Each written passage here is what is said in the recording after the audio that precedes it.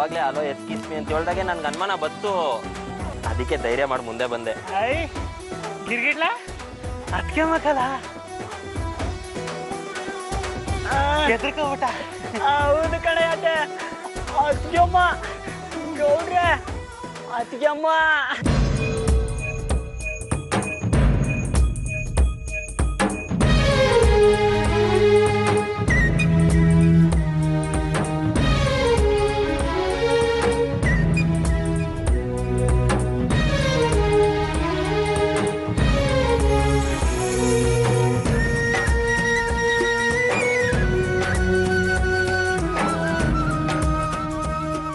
ಸರಿ, ಈ ಸರೊತ್ತಲ್ಲಿ ನೀವೊಬ್ಬರೇ ಯಾಕೆ ಬಂದ್ರಿ? ನೋಡಿ, ಈಟೊತ್ತಲ್ಲಿ ಇಲ್ಲಿಗೆಲ್ಲ ಬರಬಾರ್ದು. ಸುಮ್ಕೆ ಅಟ್ಟಿಗೆ ನಡೀರಿ.